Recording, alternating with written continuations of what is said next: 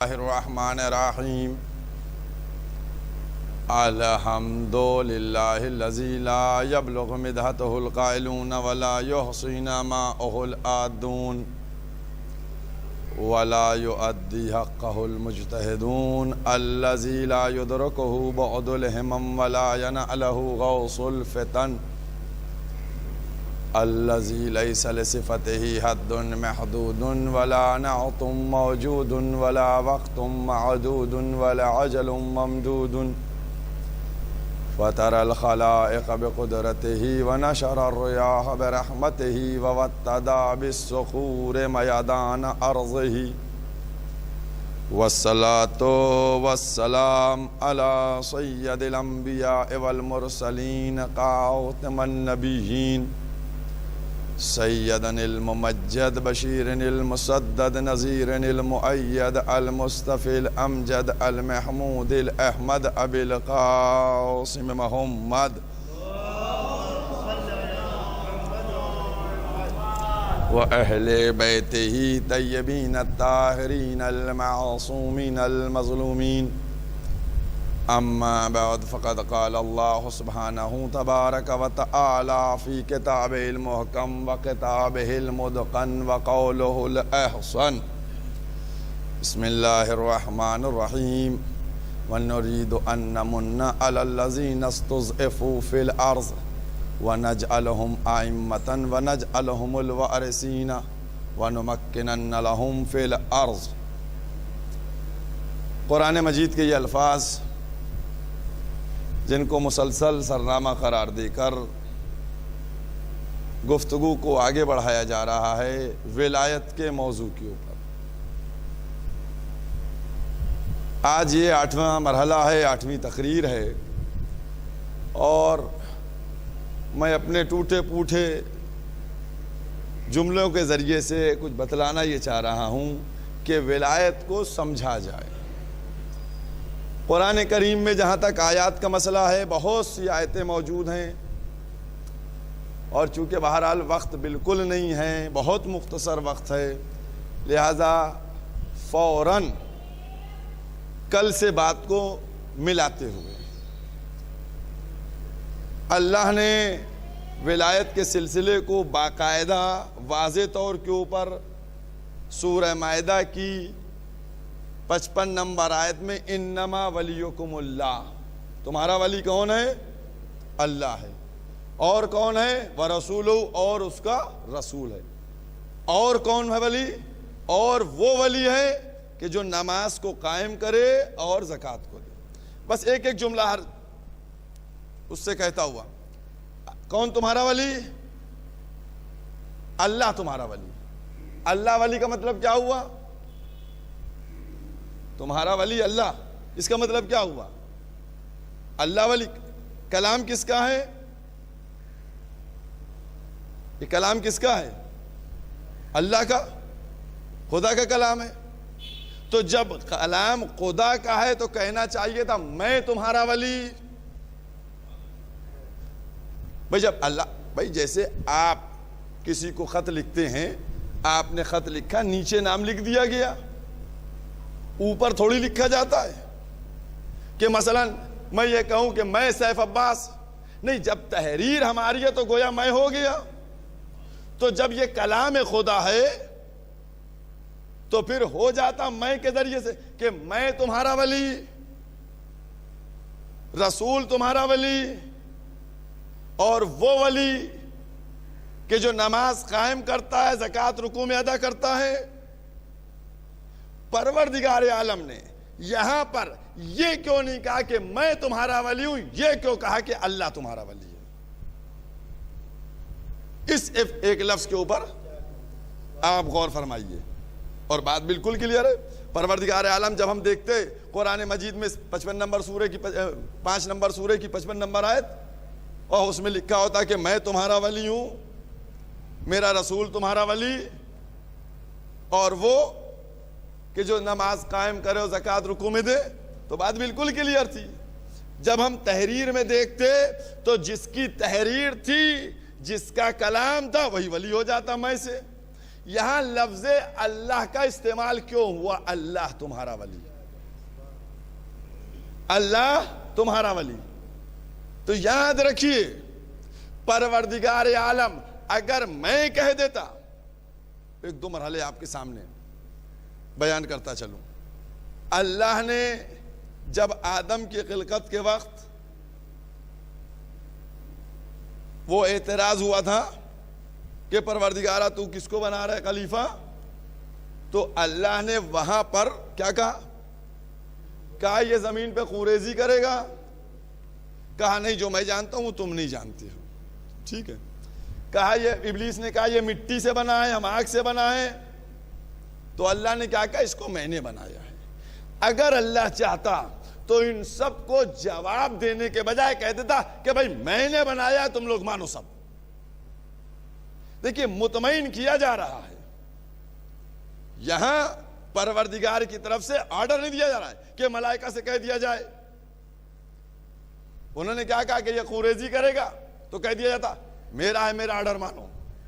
ابلیس نے کہا تھا اچھا اگر اللہ یہ کہہ دیتا ابلیس سے کہ یہ مٹی سے، جب ابلیس نے کہا یہ مٹی سے بنا ہے میں آگ سے بناؤں، تو اللہ کہہ دیتا چلو کل تک مٹی پستی آگ بلند تھی، آج سے آگ بلند، مٹی بلند ہو گئی. آج سے مٹی. اللہ نے کیا کہا؟ اللہ نے کہا اس کو میں نے بنایا ہے. یعنی پروردگار عالم ہمیشہ مطمئن کرنا چاہتا ہے. بھائی میں بہت چھوٹی سی مثال آپ کے سامنے دے رہا ہوں. یہاں سے میں بیٹھا ہوا کوئی بات کہوں، آپ کوئی اعتراض کریں، میں کہوں میں نے پڑھ دیا ہے، تو میں ممبر پہ آ کر بیٹھ گیا تو میں جو دل چاہے پڑھ دوں گا؟ یہ نہیں ہو سکتا ہے. آپ کو مطمئن کرنا پڑے گا، مطمئن کرنا پڑتا ہے کہ بھئی کیا ریزن ہے، کہاں سے لائے، کون سی آیت، کیا معنی، کیا ترجمہ، مطمئن کیجئے. تو بس یاد رکھیے اگر پروردگار کہتا کہ میں تمہارا ولی ہوں تو وہی حاکمیت ہو جاتی کہ نہیں میں ہوں. اللہ چاہتا تھا کہ یہ میں نہ کہوں بلکہ کہوں اللہ ہے تمہارا ولی. اب جب اللہ کو سمجھنے کی کوشش کیے گا تو اللہ کہتے کس کو ہیں، اللہ ہوتا کون ہے، اللہ کی منزل کیا ہے. تو پھر یاد رکھیے گا جب اللہ کی طرف بڑھے تو پتا چلا اللہ وہ ہے کہ جو حنان ہو، منان ہو، دیان ہو، مستعان ہو، جلیل ہو، جمیل ہو، وکیل ہو، کفیل ہو، قدیر ہو، قہار ہو، جبار ہو. تمام چیزیں اس کے اندر موجود ہوں. تو قدرت بتلانا چاہتی تھی کہ میں تمہارا ولی نہیں، یہ صفات ولایت کے لیے ہیں، جس میں صفت مل جائے وہی ولایت ہو جائے گی.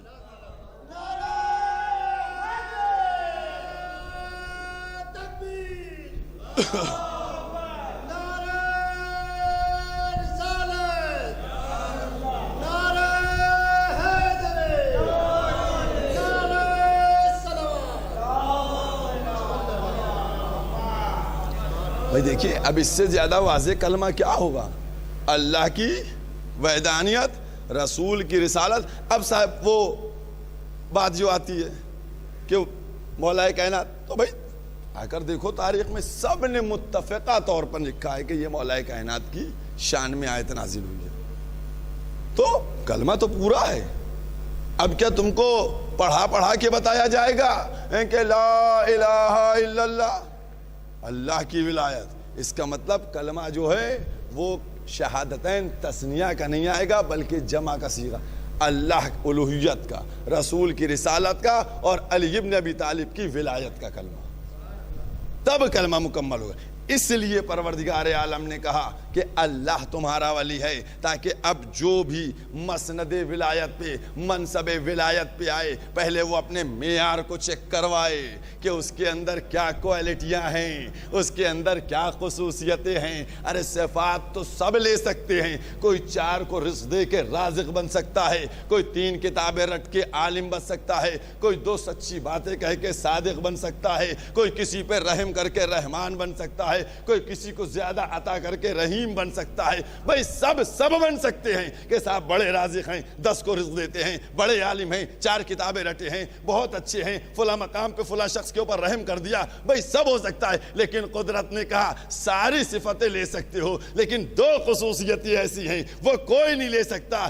وہ کون سی ہیں؟ کہ موت بھی قبضے میں ہو, حیات بھی قبضے میں ہو. یہ صرف اللہ کے پاس ہے. لہذا کہا اب جس کو ولی بنا کر بھیجیں گے اس کے قبضے میں موت بھی ہوگی, حیات بھی ہوگی. ٹھوکر مارے گا تو زندہ کر دے گا, نماز پڑھائے گا تو مر جائے گا.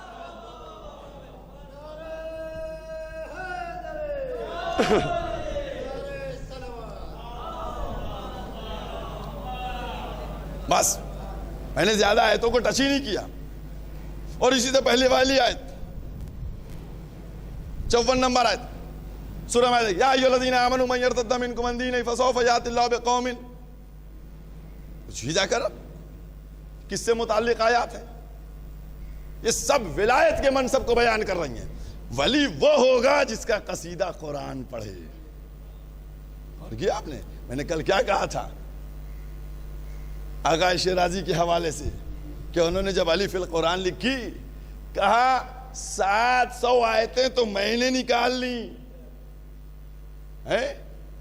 اور اگر میں ساری اہل سنت کے ماخذ ان کی کتابوں سے, ہماری کتابوں سے نہیں, 700 آیتیں, کہ اگر ہم ساری کتابیں اکٹھا کرتے تو ہو سکتا ہو 1000 تک پہنچ جائیں. فضائل علی میں, مدح علی میں, مدح اہل بیت میں آیتیں, اور اگر شیعوں کو بھی ملا لیا جائے تو 2000 بن جائیں گی. تو میں کہنا یہ چاہتا ہوں کہ ولایت کا منصب کوئی اتنا چھوٹا منصب نہیں ہے کہ یوں ہی دے دیا جائے گا. لازم ہے جس کو منصب ولایت دیا جائے پہلے قرآن سے قصیدہ پڑھوایا جائے, اس کو ولایت کا منصب دیا جائے. اب اس کے بعد ایک ایک لفظ کے اوپر یہ ایک مرحلہ ہو گیا. میں نے کہا 3, اللہ, رسول اور زکوٰۃ دینے والا. پھر اس کے بعد آئیے چوتھا سورہ, سورہ نساء, آیت کا نشان 59, یا ایھا الذین آمنوا اطیعوا اللہ واطیعوا الرسول واولی الامر منکم. کس کی اطاعت کرو؟ اللہ کی اطاعت کرو. اور کس کی اطاعت کرو؟ رسول کی اطاعت کرو اور صاحبان امر کی. آپ فکر کر کے دیکھیے گا, یہ بلا فصل کا معاملہ ہے. کل اس میں نے ایک اشارہ کیا تھا, اسی اشارے کو آج مکمل کیے دیتا ہوں. اطاعت کا لفظ 2 ہے, 2 دفعہ لفظ اطاعت استعمال ہوا.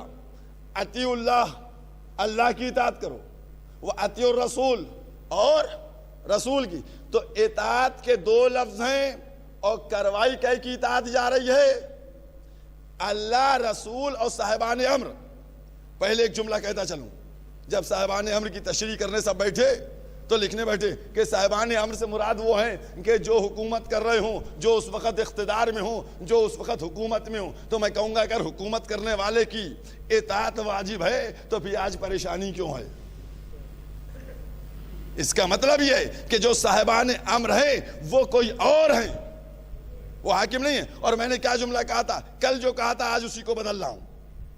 اللہ کی اطاعت کرو, اطیعوا اللہ, اللہ کی اطاعت کرو.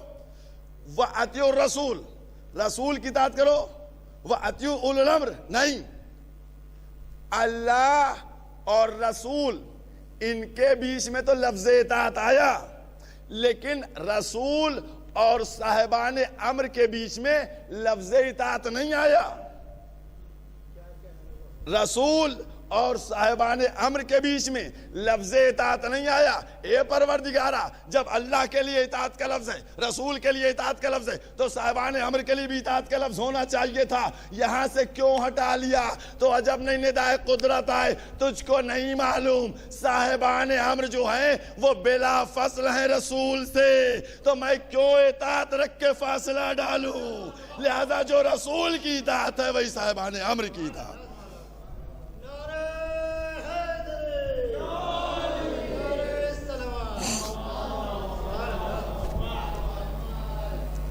مرحلہ ہے کہ, اور غور کیجئے گا ایک ایک لمحے کے اوپر اور فکر کی منزل پہ. آپ سمجھے, اصول دین, فروع دین سب بہت سنتے ہیں, بچپن سے سنتے چلے آ رہے ہیں. دین کی جڑیں کہیں ہیں, دین کی شاخیں کہیں ہیں, سب سن رہے ہیں نا؟ یہ جڑ شاخ، کبھی اس کو سمجھنے کی کوشش کی، بہت توجہ کیجیے گا. لیکن کچھ میں پچھلا لا کے جو میں نے تیسری تقریر میں اور چوتھی تقریر میں کہا تھا اسی سے لا کر جڑ کیا ہے؟ جڑ توحید، عدل، نبوت، امامت، قیامت. شاخ کیا ہے؟ نماز، روزہ، حج، خم، زکوٰۃ، جہاد. ٹھیک، یہ جڑ ہے، یہ شاخ ہے. دیکھیے ایک چیز آپ بہت توجہ کیجیے گا، جڑ کبھی آپ نے دیکھی ہے؟ جڑ نظر آتی ہے؟ جڑ چھپی ہوتی ہے. تو جڑ جب چھپی ہوتی ہے، ایک ایک جملے پہ غور کیجیے، جڑ جب چھپی ہوتی ہے تو پھر توحید آپ کے یہاں نظر آتی ہے؟ توحید نہیں، عدالت نہیں، یہ چیزیں کچھ نظر نہیں آتی ہیں، یہ صرف عقیدے میں ہے. بہت توجہ کیجیے گا، جڑ نظر نہیں آتی، شاخ نظر آتی ہے. شاخیں نظر آتی ہیں، جڑ نظر نہیں آتی. تو جو جڑ ہوتی ہے وہی عقیدہ ہے جو نظر نہیں آتا، اور جو شاخیں ہیں وہی نظر آتی ہیں. تو وہی اعضاء و جوارح سے عمل نظر آتا ہے، اعضاء و جوارح سے عمل نظر آتا ہے کہ نماز پڑھی، روزہ رکھا، حج کیا، زکوٰۃ دی، خمس دیا، یہ سب نظر آ رہا ہے. تو شاخ نظر آئے گی، شاخ نظر آئے گی، عقیدہ نظر نہیں آئے گا. بہت توجہ کیجیے گا. اچھا اب ایک ایک جملے پہ غور کیجیے گا. اب جڑ کو نہ سینچیے، جڑ کو نہ سینچیے، نہ سینچیے گا تو اب پھل نہیں آئے گا. جڑ کو نہیں سینچا جائے گا تو پھل نہیں آئے گا. بہت توجہ کیجیے گا. جڑ کو سینچیے گا تو بہترین پھل نکل کے آئے گا، بہترین پھل اس کے اندر آئیں گے. بہت توجہ کیجیے گا، قسم خدا کی بات سے ملانے جا رہا ہوں. جڑ کو سینچیے تاکہ بہترین پھل نظر آئے. تو اسی لیے تو ہم جڑ کو سینچتے رہتے ہیں. کبھی یا علی کہہ کے جڑ کو سینچتے ہیں، کبھی یا حسین کہہ کے سینچتے، تاکہ جتنا جڑ سینچتی جائے گی اتنا ہی پھل نکل کے آتے چلے جائیں.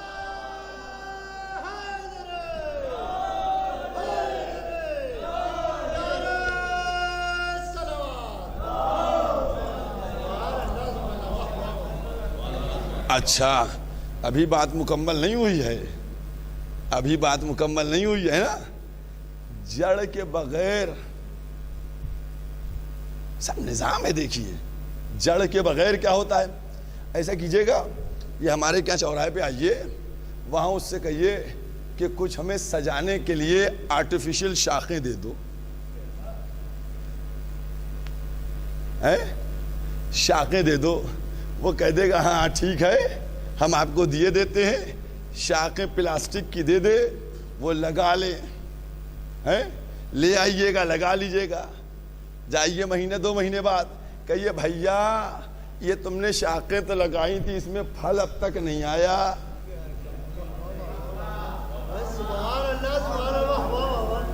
بھیا یہ شاخیں تو تم نے لگائی تھی، اس میں اب تک پھل کیوں نہیں آیا ہے؟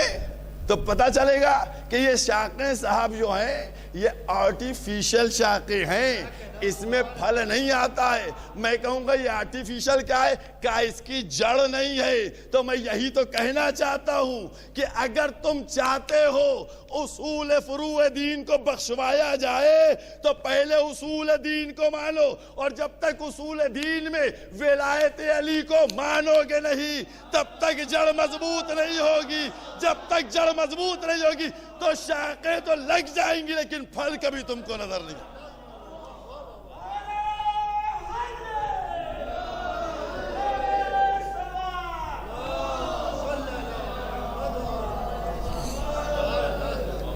پھل تم ان آرٹیفیشل شاخوں کو لگائے رہو، پھل کبھی نہیں ملے گا، پھل کبھی نہیں ملے گا.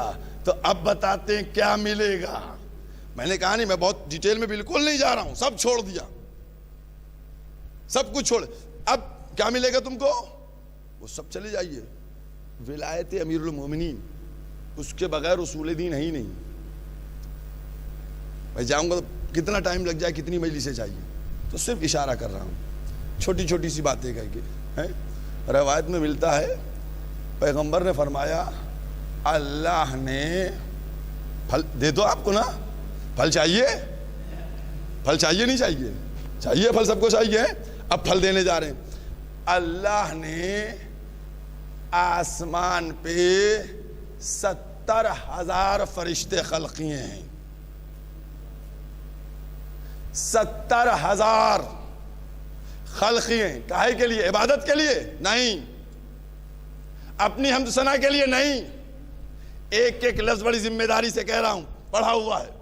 70,000 فرشتے خلق کیے ہیں, اور وہ 70,000 فرشتوں کا صرف ایک کام ہے, وہ علی اور علی کے چاہنے والوں کے لیے دعا کرتے رہتے ہیں, اور دشمن علی کے لیے بد دعا کرتے رہتے ہیں.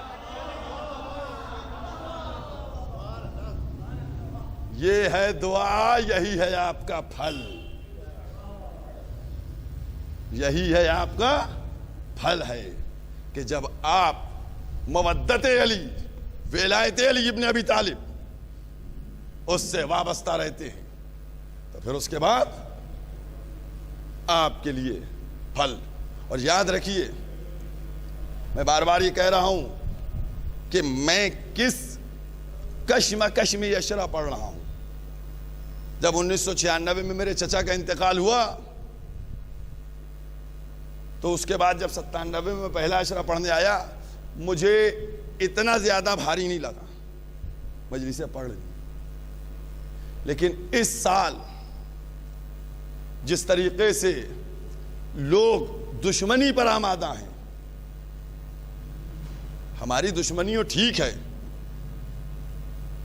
میں نے کبھی آج تک کسی کے سامنے بات نہیں کی, لیکن اتنا حق ہے میرا کہ میں کہہ سکتا ہوں آپ سے بھی اپنی بات. جتنے میرے ناظرین دیکھتے ہیں ان تک بات, ہزاروں لاکھوں کی تعداد میں لوگ دیکھ رہے ہوں گے اس مجلس کو, میں ان سب تک پہنچانا چاہتا ہوں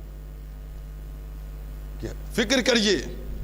یہاں جو مجلس ہو رہی ہے, میں مولا سے دعا کر کے بیٹھتا ہوں, کیونکہ میرا ذہن یہاں نہیں ہوتا, جب مجلس پڑھتا ہوں ذہن باہر ہوتا ہے.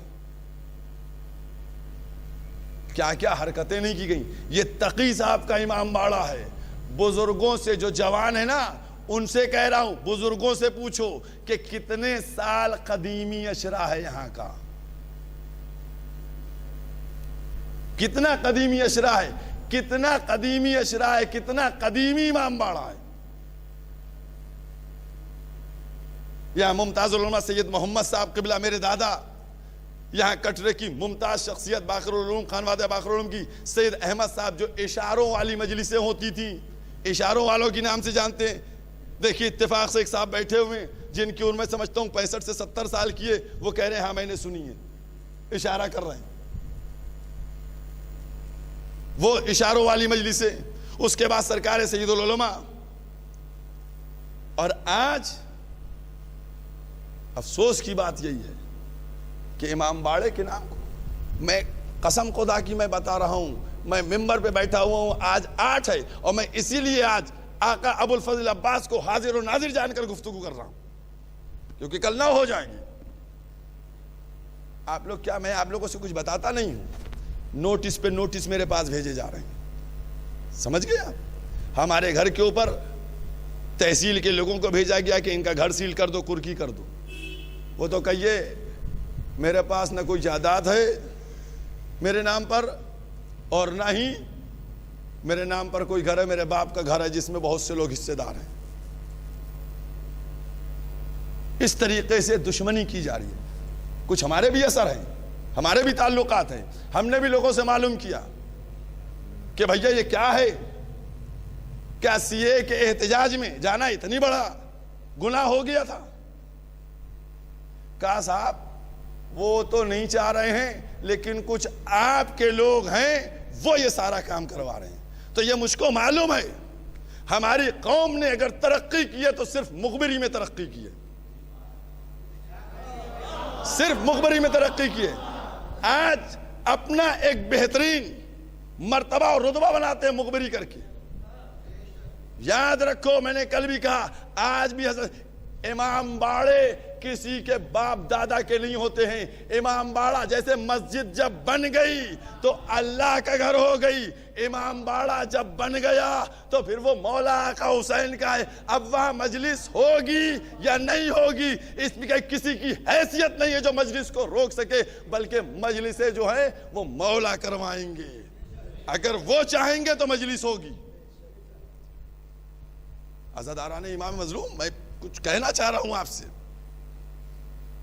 مجھ سے کہا گیا آیا مولانا عزاداری کے لیے آپ نہیں نکل رہے. میں خادم ہوں قوم کا, جتنی خدمت کرتا ہوں سب کو معلوم ہے, اور سب ہماری خدمت کو دیکھتے ہیں, اور کسی پہ جتاتا نہیں ہوں. بہت غور کیجئے, کسی پہ جتاتا نہیں ہوں.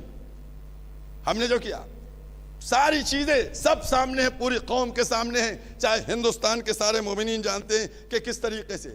اگر چاند کمیٹی کا مسئلہ ہے تو آج جو کمیٹیاں بنا بنا کر دکھا رہے ہیں ان سے پوچھئے گا 20 سال پہلے 25 سال پہلے تم کہاں تھے؟ ہم نے اپنی قوم کے لیے خدمت کرنا فرض سمجھا ہے. ہم اس وقت بھی خدمت کر رہے تھے جب چاند کمیٹی ایک معمولی سی حقیر سی سمجھی جاتی. اب چاند کمیٹی میں کیا کوئی سرکار سے امداد ملنے لگی؟ کیا سرکار ڈونیشن دینے لگی؟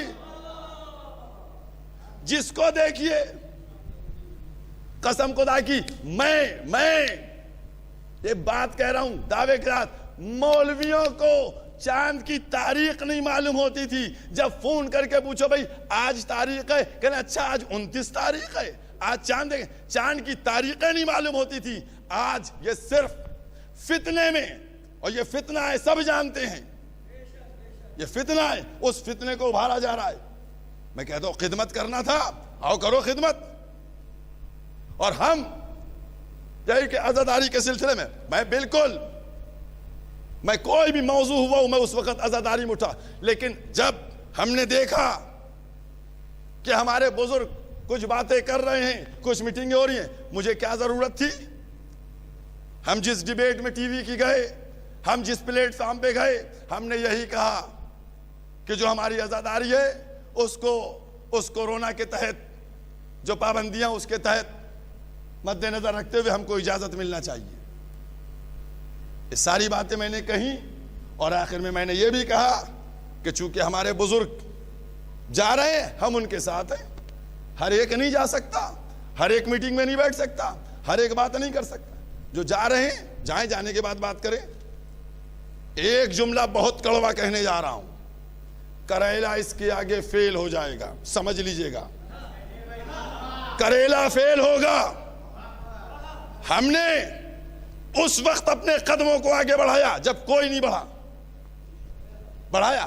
جب بڑھے قدم تو ہمیں کیا ضرورت ہے؟ ہمیں نام نہیں چاہیے, نمود نہیں چاہیے, نام و نمود نہیں چاہیے.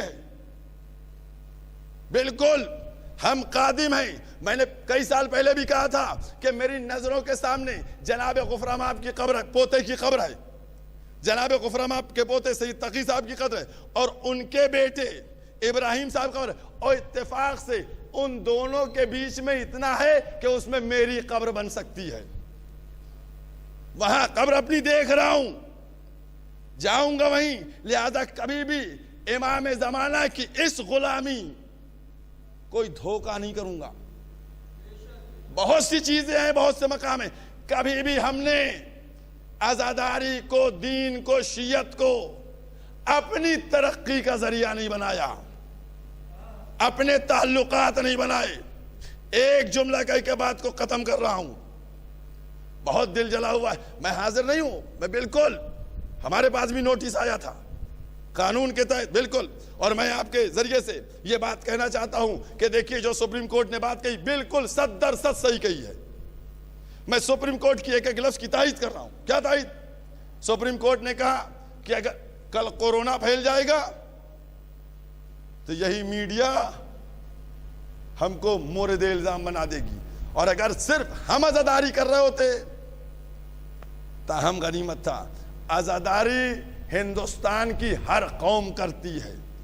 تو پھر جلوسوں کی، اگر سپریم کورٹ نے کیا کہا کہ اگر جلوسوں کی اجازت دیں تو پھر پورے ہندوستان کی اجازت چاہیے، اور پورے ہندوستان میں لاکھوں جلوس اٹھیں گے. اور صحیح بات ہے، یہ کورونا کتنی تیزی سے پھیل رہا ہے، ان ساری چیزوں کو مد نظر رکھنا چاہیے. اور میں یہ سمجھ رہا تھا کہ اس وقت عزاداری کے سلسلے میں چونکہ کئی طرح کی مشکلات ہیں، حکومت کی گائیڈ لائن ہے، عدالت کے فرمان ہیں.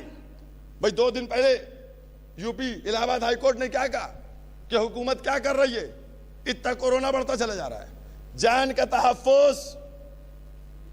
کاہے کے لیے جھوٹ بولوں؟ ہم مولا کے چاہنے والے ماننے والے ہیں. میں سارے مولوی مجلسیں پڑھ رہے ہیں، سب ٹھیک ہے، بالکل صحیح بات ہے، لیکن پوچھئے مولویوں سے مصافحہ کر رہے ہو؟ مولویوں سے پوچھئے مصافحہ کر رہے ہو؟ ہم بھی نہیں کرتے مصافحہ. ڈر سب کو ہے کورونا کا، عقیدت الگ ہے مضبوط، کورونا کا ڈر سب کو ستا رہا ہے. کوئی مولوی جو ایسا نہیں ہے کہ صاحب وہ مصافحہ کر رہا ہو اور ساری چیز. تو ہر چیز کا ہے. تو میں نے کیا دیکھا کہ حکومت کی گائیڈ لائنیں آ رہی ہیں، عدالتوں کے فیصلے آ رہے ہیں، معاشرے کے اندر کورونا کو لے کے بے چین ہیں. تو کہیں ایسا نہ ہو کہ میں عزاداری کے لیے آگے بڑھوں اور پھر ہم کو کچھ قدم پیچھے ہٹانا پڑے. کیونکہ ہم کو یاد ہے، آپ جا کر دیکھیے، آج سے دن جوڑ لیجئے گا قاعدے سے، آج سے ٹھیک 10 مہینے پہلے، آج سے ٹھیک 10 مہینے پہلے ہمارے بزرگ نے ہم کو نصیحت کی تھی، دیکھو یاد رکھو جب قدم آگے بڑھانا تو پیچھے کبھی نہ ہٹانا، پیچھے کبھی نہ ہٹانا. تو ہم اپنے اس بزرگ کی بات کو گرا باندھے ہوئے ہیں کہ بھیا جب قدم آگے بڑھ جائے تو پیچھے ہٹے ہی نہیں، اور اگر پیچھے ہٹنا ہو تو پھر آگے کیوں بڑھے.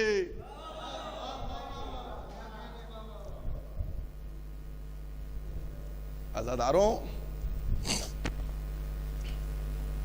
یہ دل خدمت کرو، سمجھ گئے؟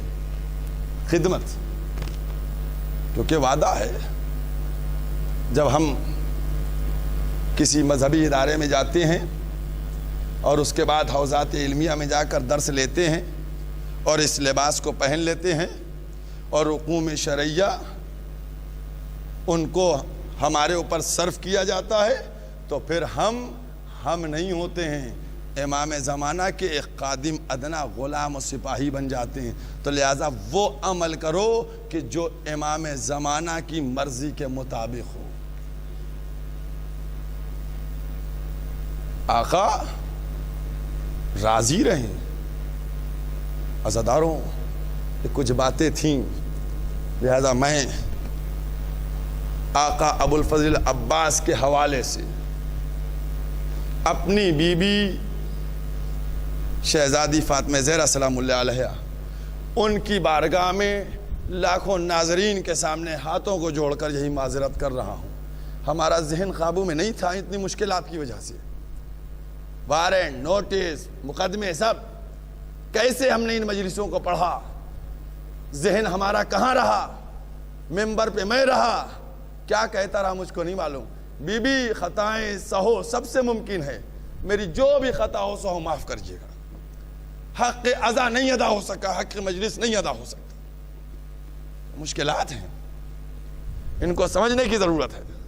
اور میں ہر بات بار بار نہیں کہتا ہوں، بس ایک دفعہ آپ سے پہنچا، بس بی بی سے معافی مانگ لی، بی بی سے معذرت کر لی، اب مجھے کوئی فکر نہیں ہے، مجھے کوئی بھی پریشانی نہیں ہے، چونکہ ہم نے اپنی بی بی سے کہہ دیا. اور یقینی طور کے اوپر کوئی سمجھے یا نہ سمجھے، شہزادی ضرور سمجھ رہی ہے. اور آج چونکہ ہم کو جو پرسہ دینا ہے وہ بھی بی بی ہی کو دینا ہے. ایک شخص تھا نجف کا تاجر، جاتا تھا روز امام حسین کی زیارت کرنے کے لیے، امام حسین کی روز زیارت کرتا تھا، اور ہر شب جمعہ جناب عباس کی زیارت کو جاتا تھا. ایک دن سویا، خواب میں دیکھا شہزادی آئی ہیں اس کے خواب میں، کہتی ہیں کہ تو میرے بیٹے کی زیارت کو نہیں جاتا روز؟ اس نے کہا بی بی میں روز جاتا ہوں آپ کی بیٹے کی زیارت کو۔ کہا نہیں تم روز نہیں جاتے ہو میرے بیٹے کی زیارت کے لیے۔ کہا میں روز حسین کی زیارت کریں؟ کہا حسین میرا بیٹا نہیں ہے، وہ تو رسول کا بیٹا ہے، میرا بیٹا تو عباس ہے۔ آقا ابو الفضل عباس، ان کو بی بی نے کہا یہ میرا بیٹا ہے، تم عباس کی اجازت کے لیے نہیں جاتے۔ عزاداران امام مظلوم، بس اب اس کے آگے تو کچھ کہنے کی گنجائش بھی نہیں رہتی کہ آج کا پرسہ جو ہے وہ شہزادی فاطمہ زہرا کو دینا ہے، ان کے بیٹے کا پرسہ جس عباس کو کہا۔ اور دوسرا مقام وہ ہے کہ جب پیغمبر پوچھیں گے بی بی اے میری بیٹی فاطمہ تمہارے پاس ہے کیا، حسین پہ رونے والوں کو کیسے بخشواؤ گی، تب بھی بی بی فاطمہ نے یہی جملہ کہا بابا ہمارے بیٹے کے کٹے ہوئے ہاتھ،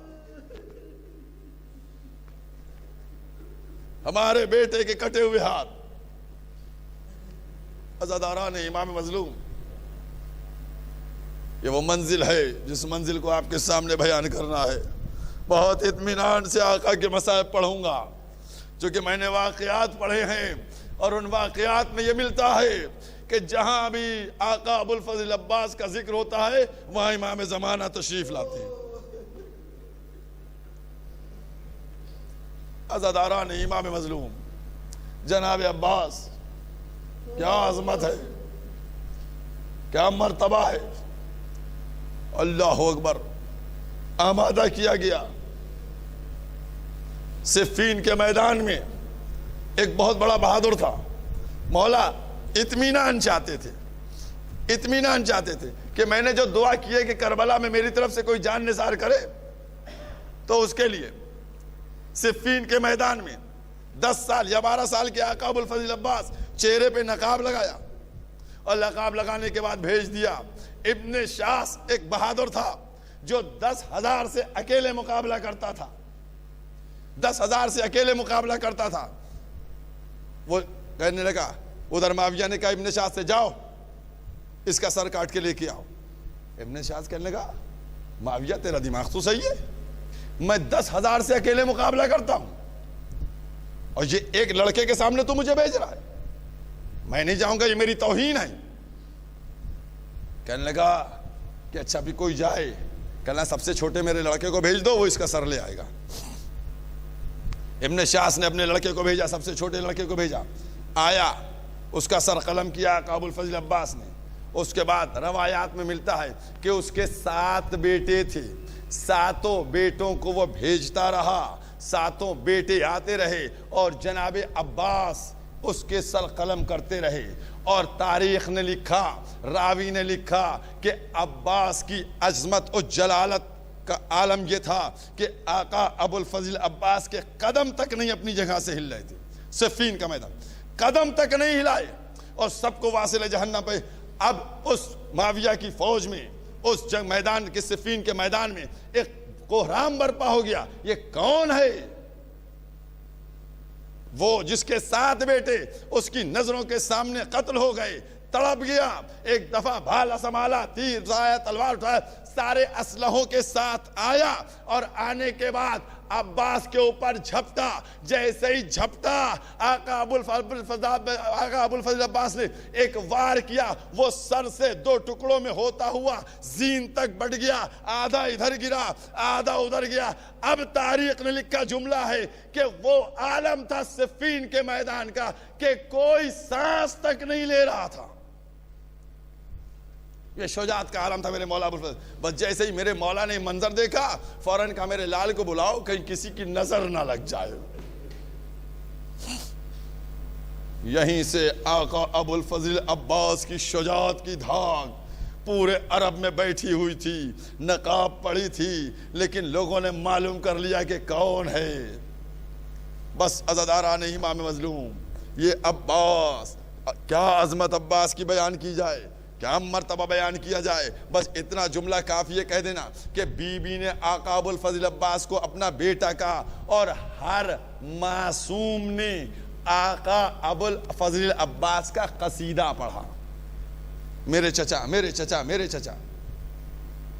اور آج جو میں نے ابھی کہا کہ کچھ واقعات سے بات سامنے آتی ہے کہ امام زمانہ کو پسند ہے، چونکہ وقت نہیں ورنہ میں پورا واقعہ سناتا، کہ پسند ہے جناب عباس کا تذکرہ.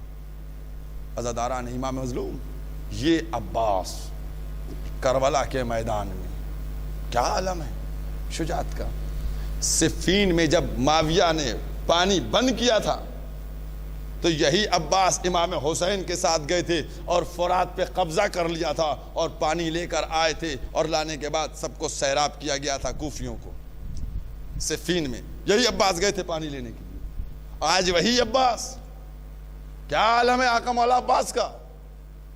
آقا ابوالفضل عباس کس عالم میں، چھوٹے چھوٹے بچے العطش العطش، ہائے پیاس ہائے پیاس کی صدائیں بلند کر رہے ہیں، ہائے پیاس کی صدائیں بلند کر رہے ہیں.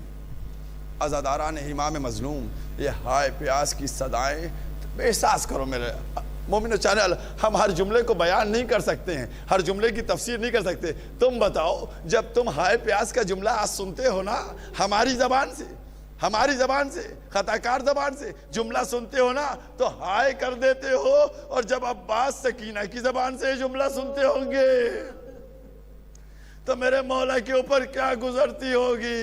ارے کبھی رباب کہلواتی ہوگی، جا کے عباس سے کہہ دو اصغر گہوارے میں تڑپ رہا ہے. ارے کبھی سکینہ دامن کو پکڑتی ہوگی، اے امو پیاس مارے ڈالتی ہے. ارے ایک ایک بی بی اپنے بچے کی فرمائے. ارے عباس تڑپتے ہوں گے. میں کہتا ہوں عباس، یہی وہ موقع ہوگا جب آنکھوں سے باران برستا ہوگا. اے پروردگارا، مجھے حسین سے اجازت دلوا دے. جزاکم اللہ خیر الجزا.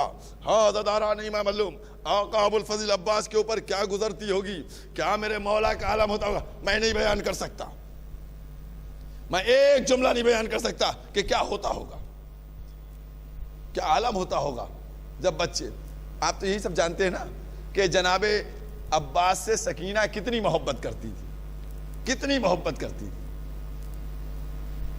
کہ جب آپ عباس کا علم دیکھتے ہیں نا تو اس محبت کی نشانی مشق سکینہ کو بھی دیکھتے ہیں.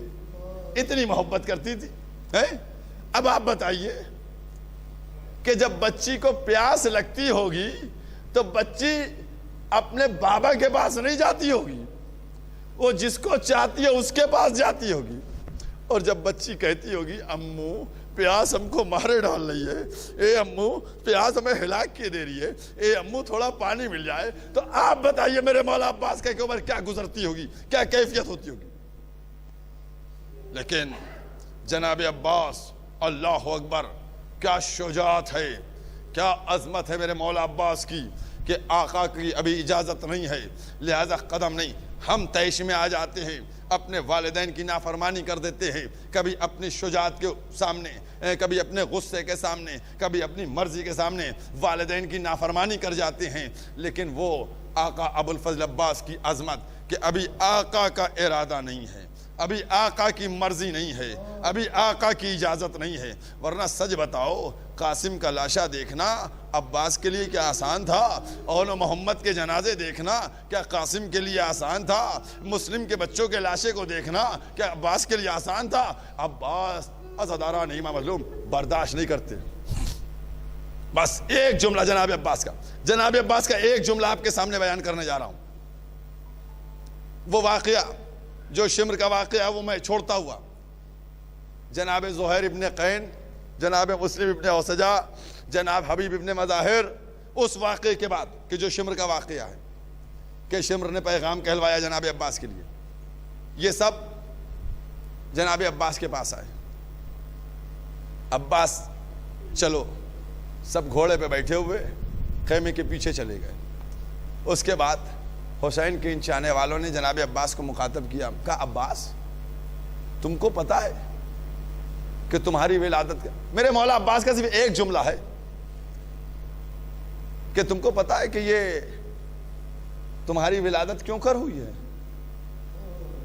کہا ایک دن مولا نے عقیل سے کہا تھا کہ ایسے گھرانے میں شادی ہو جائے کہ ایک بیٹا پیدا ہو جو کربلا میں جان کو نثار کرے. آقا ابو الفضل عباس نافذ البصیرت، جن کو چوتھے امام فرما رہے ہیں، انہوں نے جب عباس نے جملہ سنا ایک دفعہ انگڑائی لی، رکابیں ٹوٹی، کہا اے حبیب، اے مسلم ابن اوسجا، اے زہیر ابن قین، تم ہماری شجاعت کو للکار رہے ہو، ایک ہمیں آقا سے اجازت دلوا دو، ابھی صبح نہیں ہوگی میں جنگ کو فتح کر کے دارالامارہ پہ حسینی پرچم لہرا دوں گا، ہماری غیرت کو نہ للکارو، بس میرے مولا عباس نے یہ جملہ کا اجازت مل جائے، اجازت مل جائے. اور پھر اس کے بعد سب کی سر گردنیں جھک گئی تھیں، اور یقینی طور کے اوپر آقا ابو الفضل عباس کی عبادت ہی یہی تھی، عبادت ہی یہی تھی کہ وہ بیویوں کے خیموں کی حفاظت فرما رہے ہیں. جو بیویاں آج شب عاشور اطمینان سے سو رہی ہیں، وہی کل 11 محرم کو کیسے جاگیں گی. بس عزاداران امام مظلوم، اس منزل کی طرف آ رہا ہوں کہ جب ایک دفعہ میرے مولا عباس ساری منزلوں کو دیکھتے رہے، سارے مواقع کو دیکھتے رہے، اور وہ وقت بھی آیا کہ اب امام حسین کے سامنے کھڑے ہو گئے، سر کو جھکا دیا، آقا اب دم گھٹ رہا ہے، آقا اجازت دے دیجئے. سر کو جھکائے ہوئے آقا حسین کے سامنے آئے. عزاداران امام مظلوم، امام حسین کے اس جملے کو سنیے گا، امام حسین کے اس جملے کو سنیے گا تو پھر محبت کا اندازہ ہوگا. میں نے کہانی شہزادے علی اکبر سے متعلق جملہ، جناب قاسم سے متعلق جملہ، آقا ابو الفضل عباس سے متعلق جملہ، جناب امام حسین سے جب کہا نا آقا مجھ کو مرنے کی اجازت دیجئے، اب دم گھٹ رہا ہے، اب سینے میں دم گھٹ رہا، تو جناب امام حسین نے کیا کہا؟ سر کو بلند کیا، عباس تم میرے لشکر کے علمدار ہو. عزاداروں یہ جملہ برابر سنتے ہیں، ارے کیا امام کو نہیں معلوم تھا اب لشکر کہاں؟ لیکن چاہتے تھے میرا بھائی مجھ سے جدا نہ ہو، کیونکہ جب بھائی سے جدا ہو جاتا ہے تو کمر ٹوٹ جاتی ہے. بس آقا ابو الفضل عباس نے کہا اے آقا، ارے جہاں لشکر ہے وہیں لشکر علمداری بھی کر لوں گا. اسی اسنا ایک دفعہ ہوا کے دوش پہ بچوں کی آواز آئی، العطاش العطاش، ہائے پیاس ہائے پیاس. بس جیسے ہی یہ جملہ سنا حسین نے کہا عباس جانا چاہتے ہو تو جاؤ، لیکن تم نے کوئی آواز سنی؟ کہاں بچے پیاس پیاس کا نعرہ بلند کر رہے. کہا جاؤ جانے سے پہلے بچوں کے لیے پانی کا انتظام کر دو. بس عباس کو اجازت مل گئی.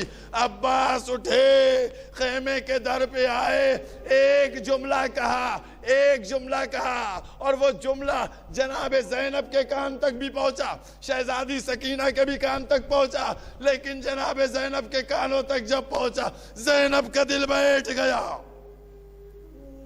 بس جناب زینب کا دل بیٹھا. کیا منزل تھی، کیا عظمت تھی. شہزادی آواز دی، سکینہ اپنی مشک لاؤ. جیسے یہ جملہ سنا، سکینہ اپنی مشک لاؤ، فوراً جناب سکینہ مشک لے کے حاضر ہو گئیں. جناب زینب نے سنا عباس پانی لینے جا رہے ہیں، بلایا عباس کو. عباس تم کہاں جا رہے ہو؟ میدان میں جا رہے ہو؟ کہا نہیں شہزادی، پانی لینے جا رہا ہوں، پانی لینے جا رہا ہوں. کہا عباس تم جاؤ پانی لینے، ہم تم کو روکیں گے نہیں، لیکن ایک دقیقہ ہمارے پاس بیٹھ جاؤ، تم کو ایک واقعہ سناتی ہوں. عزاداران امام مظلوم، جناب زینب عباس کو اپنے پاس بٹھاتی ہیں، شہزادی کے سامنے بیٹھے ہوئے سر کو جھکائے ہوئے. بی بی کہتی ہیں عباس سے کہ عباس ایک واقعہ تم کو سنا رہی ہوں، وہ واقعہ سن لو پھر تم جاؤ. واقعہ کیا تھا؟ کہا بھیا عباس، ہم ایک دن بابا کے زانو پر بیٹھے ہوئے تھے، بابا کے زانو پر بیٹھے تھے، بابا نے ہمارے دوش پہ سے چادر کو ہٹایا، بوسے لینے لگے. جب بابا نے بوسے لینا شروع کیے تو میں نے کہا بابا یہ میرے بازوؤں کے بوسے کیوں لے رہے؟ کہا زینب اس میں رسی بندھے گی، رسن بندھے گی. جیسے ہی بابا نے یہ کہا بات ختم ہو گئی. اس کے بعد سوچا کرتی تھی کہ جس کے 18 بھائی ہو اور عباس جیسا بھائی ہو، ارے کس کے مجال جو زینب کے بازوؤں میں رسل باندھے. اے بھیا جاؤ خدا حافظ. ارے زینب کو لگتا ہے اب وہ وقت قریب آ گیا کہ جب زینب کے بازوؤں میں رسل بدے گی دیار بدیار پھر آیا جائے. جزاکم اللہ خیر الجزا. عباس اس طریقے سے اٹھے. کیسے اٹھے؟ کیوں کر اٹھے اور اٹھنے کے بعد باہر نکلے. علم میں مشق سکینہ بندھی ہوئی ہے. جناب امام حسین نے دیکھا عباس مشق باندھے ہوئے لیے ہوئے آ گئے ہیں. ایک دفعہ امام حسین نے روکا, علم کا پھریرا کھولا. کون سا علم تھا؟ یہ علم وہ تھا جو مولا کائنات کے ہاتھوں میں رہا کرتا تھا. اس پہ لکھا تھا نصر من اللہ و فتح قریب. ایک دفعہ امام نے اس پہ انگلی پھیر دی. انگلی پھیر کے لکھنا شروع کیا انا للہ و انا الیہ راجعون. جاؤ عباس جاؤ, خدا حافظ. جزاکم اللہ خیر الجزا. جیسے ہی عباس میدان کی طرف چلے, فرات پہ حملہ کیا. اشقیاء گئے, ظالموں میں کوہرام مچ گیا. پسرے ساتھ چلایا. ارے ایک قطرہ پانی بھی قیام حسینی تک نہ پہنچے. ایک دفعہ تیر اندازوں کو حکم دیا ارے تیروں کی بارش کرو. لیکن یہ علی کا شیر ارے کیا بہادری سے جنگ کر رہے. ارے ہزاروں کی تعداد میں دشمنوں کو واصل جہنم کیا. ارے لاشوں کے ڈھیر لگ گئے. آقا عباس بڑی بہادری سے جنگ کر رہے ہیں. بس یہ تو آپ برابر مجلسوں میں سنتے ہیں. اب چند جملے جو میرے اپنے فکر کے جملے ہیں. وہ جملے کیا ہیں کہ جیسے ہی یہ اطلاع قیام حسینی میں گونجی ہوگی کہ سکینہ کے چچا پانی لینے گئے ہیں, سکینہ سے مشق لے کر گئے ہیں, چچا عباس پانی لینے گئے ہیں. بس جیسے ہی یہ خبر قیام حسینی میں گشت کی ہوگی, کیا منظر رہا ہوگا. میں نے کسی کتاب میں نہیں پڑھا, میری کوتاہی نگاہ کہ میں نے کسی کتاب میں نہیں پڑھا. میرا دل یہ کہتا ہے سب چھوٹے چھوٹے بچے سکینہ کے پاس آ کے جمع ہو گئے ہوں گے اور شہزادی سے کہا ہوگا بی بی آپ کے امو پانی لینے گئے ہیں, آپ ہم کو پانی دیجیے گا, ہم کو بھی پانی دیجیے گا, ہم کو پانی دیجیے گا. میرا دل یہ کہتا ہے کہ شہزادی سکینہ نے سارے بچوں کو اکٹھا کر لیا ہوگا. اگر کوئی پیاس سے روتا بھی ہوگا تو اس کو بھی چپ کراتی ہوں گی. تم روتے کیوں؟ میرا چچا عباس پانی لینے گیا ہے. میرا چچا جو مجھ سے وعدہ کرتا ہے اس کو وفا کرتا ہے. میرا چچا بھی پانی لے کے آئے گا, سب کو پانی پلائے گا. یہ قیام حسینی کا منظر ہوگا. وہ آقا ابو الفضل عباس جنگ کر رہے ہیں. امام حسین دیکھ رہے ہیں کہ کس طریقے سے علم بڑھ رہا ہے. ہاں عزاداروں, راوی کہتا ہے کہ میں نے دیکھا کہ جب عباس جنگ کر رہے تھے اور پانی بھر چکے فرات پہ, تو اس کے بعد اب مشق سکینہ کو لے کر بڑھے. ایک شخص نے ایسے چھپ کر حملہ کیا. عزاداروں بس مجلس میں ختم کر. ایک شخص نے چھپ کر حملہ کیا. عباس کا داہنا بازو کٹا. عباس نے کہا تم داہنا کیا, اگر بایاں بازو بھی کاٹ دو تب بھی میں اس مشق کو جا کر قیام تک پہنچا دوں گا. لیکن عزاداروں دوسرے شخص نے چھپ کر وار کیا, بایاں بازو بھی کٹا. ایک تیر چلا, مشق سکینہ پہ لگا. مشق سکینہ سے پانی بہا. اب جو پانی بہا میرے مولا عباس کی آس ٹوٹ گئی. اب عباس تڑپ گئے. ارے جس کے لیے سب کچھ کا, بس عزاداروں بڑا غضب ہو گیا. ارے گرز آنی پڑا عباس کے سر کے اوپر. عباس زین پہ سنبھل نہ سکے, ارے زمین کی طرف چلے. بس جناب عباس زین کی طرف سے زمین کی طرف چلے. میں دو چار جملے ابھی پڑھوں گا نا عزاداران معلوم, دو چار جملے پڑھوں گا, اس کے بعد مجلس مکمل کروں گا. مجھے جناب ام البنین کو بھی تو پرسہ دینا ہے نا. 4 بیٹے تھے, 4 بیٹے. جناب ام البنین 4 بیٹے تھے. عزاداروں ام البنین اس کے معنی آپ جانتے ہیں کیا ہے؟ ام البنین اس کا مطلب پتہ آپ کو کیا ہے؟ ام البنین یعنی بیٹوں کی اماں. بیٹوں کی اماں. بس ایک جملہ مصیبت کے لیے کافی ہے. جب مدینے میں واقع کربلا کے بعد کوئی ام البنین کو ام البنین کہتا تھا تو بی بی تڑپ جاتی تھی, ارے میرے چاروں بیٹے کربلا میں شہید ہو گئے, اب جب بیٹے میرے ہیں نہیں تو میں بیٹوں کی ماں کیسے. روز بقی جا کے بیٹوں کا ماتم کرتی تھی. اللہ اکبر. جناب ام البنین کا کیا مرتبہ ہے, کیا عظمت ہے. بس عزاداران معلوم, امام حسین جیسے ہی دیکھا علم جھک چکا ہے, آقا ابو الفضل عباس زین سے زمین کی طرف آ چکے ہیں. اب میرے مولا عباس نے ہم سے سارے ذاکروں سے یہ بات کہی ہے, کہا دیکھو جب بھی مصیبت پڑھنا میری مصیبت کو بیان ضرور کر دینا. عزادارو, برابر آپ لوگ ذاکروں کی زبان سے سنتے ہیں نا کہ آقا عباس نے یہ نصیحت کی ہے کہ دیکھو ہماری ایک مصیبت خاص کو بیان کر دینا. مصیبت خاص.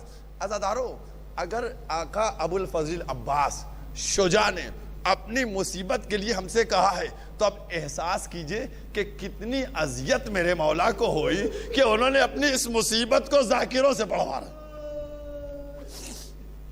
بس عزاداران امام مظلوم, ایک مسئلہ, جب ایک شخص ہے اس کو آپ دھکا دیجئے یا گرائیے, جب وہ گرنے لگتا ہے تو اپنے ہاتھوں کا سہارا لے لیتا ہے.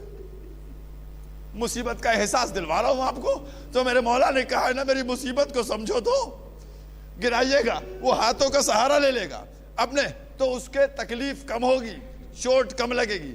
لیکن ایک شخص کے ہاتھوں کو باندھ دیجئے اور اس کے بعد اس کو دھکا دیجئے, وہ بے ساختہ گر جائے گا, کتنی اذیت ہوگی. عزادارو احساس کرو, ارے جو بھی مولا نے کہا کہ جو بھی سوار گھوڑے سے گرا, ارے اس کے دونوں ہاتھ موجود تھے, ہاتھوں کا سہارا لے لیتا. میرے مولا عباس جب زین سے زمین پہ چلے, ہاتھ دونوں کٹ گئے, کیا علم ہوا ہوگا, کیا مصیبت آئی ہوگی. جزاکم اللہ خیر الجزا. بس عزاداران امام مظلوم, جناب عباس کیا مصیبت کا عالم ہے. 2-4 جملے, کوئی دقیقہ میں نہیں چھوڑوں گا کہ مصائب میں کمی ہو جائے. میں ناظرین سے یہ درخواست کروں گا, آج 8ویں محرم ہو گئی ہے, آج آقا ابو الفضل عباس کا ماتم کرنا ہے, آج ان کے علم کی برآمدگی ہر جگہ ہونا ہے, آج ماتم کر لیجئے گا, آج آقا کے اوپر آنسو بہا لیجئے گا. میرے مولا نے اس نصرت کے لیے اپنے دونوں ہاتھوں کو کٹا دی. بس عزادارو, امام حسین چلے. معصوم نے فرمایا نا کہ جب کسی بھائی کا بھائی مر جاتا ہے نا تو کمر ٹوٹ جاتی ہے. اب آقا حسین کا بھائی چلا گیا, کمر کو پکڑے ہوئے, کمر ٹوٹ گئی, اب کمر کو پکڑے ہوئے آپ آتے ہیں, عباس کے سرہانے, عباس کے سر کو زانو پہ رکھتے ہیں. آقا ابو الفضل عباس اپنے سر کو بھی زمین میں رکھتے ہیں, پھر آپ زانو پہ, عباس تم سر کیوں ہٹا رہے ہو؟ کہ آقا میں اس وقت کو دیکھ رہا ہوں کہ جب میرا سر تو آپ کے زانو پہ ہوگا, لیکن جب آپ زین سے گریے گا تو آپ کا سر کس کے زانو پہ ہوگا. یہ باتیں ختم ہوئی. ایک دفعہ آقا ابو الفضل عباس امام حسین سے کہتے ہیں, آقا میری ایک تمنا ہے, وہ آخری, اس کو پورا کر دیجئے. امام حسین کہتے ہیں کیا ہے عباس, جلدی بتاؤ. عباس کہتے ہیں آقا جب پیدا ہوا تھا اس وقت تک اپنی آنکھوں کے نہیں کھولا جب تک آپ کا چہرہ مبارک ہمارے سامنے نہیں آیا. جب آپ کا چہرہ مبارک میرے سامنے آیا تب میں نے اپنی آنکھوں کو کھولا. اس کے بعد فرماتے ہیں امام حسین کی, کیا بات ہے جو تم کو ہمیں دیکھنے سے روک رہی ہے؟ کہا مولا آنکھ میں تیر لگا تھا, تیر نکال دیا ہے, خون جمع ہے, خون کو صاف کر دیجئے, ہم آپ کی زیارت کر لیں. امام حسین نے خون کو صاف کیا. آقا ابو الفضل عباس نے آقا کے چہرے کو دیکھا. اس کے بعد امام حسین کہتے ہیں عباس میری ایک تمنا پوری کر دو, عباس ایک تمنا میری پوری کر دو. اب جناب عباس تڑپ گئے کہ آقا جلدی بتائیے, کہیں ایسا نہ ہو میری روح نکل جائے, جلدی بتائیے. کہ عباس پوری زندگی تم نے مجھ کو آقا کہا, ایک دفعہ بھیا کہہ کے پکارو, ایک دفعہ بھیا کہہ کے پکارو. ارے ماں نے منع کیا تھا حسین آقا ہے, بھائی نہ کہنا. عباس نے مدینے کا رخ کیا. اے اماں تم نے منع کیا تھا, میں نے کبھی بھی آقا نہیں کہا. اے اماں حکم امام ہے, عباس نے بھیا کہا. بس مجلس مکمل کر دی میں نے. ادھر روح نکلی اور ادھر جناب ابو الفضل عباس دنیا سے رخصت ہو گئے. امام حسین نے علم کو اٹھایا, علم کو لے کر چلے. ادھر سب منتظر ہیں کہ عباس دکھائی تو دے نہیں رہے تھے, وہ علم ہے, وہ علم ہے, وہ عباس ہیں. بس عزادارو ہمت نہیں ہے, طاقت نہیں ہے, ایک جملے پہ مجلس ختم ہو جائے گی, مولا عباس کا ماتم کر لیجئے گا. عزادارو اب تو مصیبت ہے نا اس سال اس مرض کی وجہ سے ماتم بھی دل کھول کے نہیں ہو پا رہا ہے, علم بھی مولا کا نہیں اٹھ پا رہا ہے. بس ایک جملہ ہے, رو کے پرسہ دے دیجئے گا, امام زمانہ کو پرسہ دیجئے گا, شہزادی فاطمہ زہرا کو پرسہ دیجئے گا, جناب ام البنین کو پرسہ, سب کو پرسہ دے دیجئے گا. ادھر سے دیکھا علم آ رہا ہے, شہزادی سکینہ کہتی ہے بچوں دیکھو میرا چچا آ رہا ہے, بچوں دیکھو میرا چچا پانی لے کے آ رہا ہے, بچوں دیکھو میرا چچا. عزادارو بڑا غضب ہو گیا. اب جو نگاہ پڑی تو کیا دیکھا, علم تو آ گیا, علمدار نہ آیا. سکینہ نے چیخ ماری, اے بابا میرا چچا کہاں ہے؟ گئے سکینہ فرات کے کنارے بازو کٹا کے سو. الا ولعنت اللہ قوم الظالمین سیعلم الذین ظلموا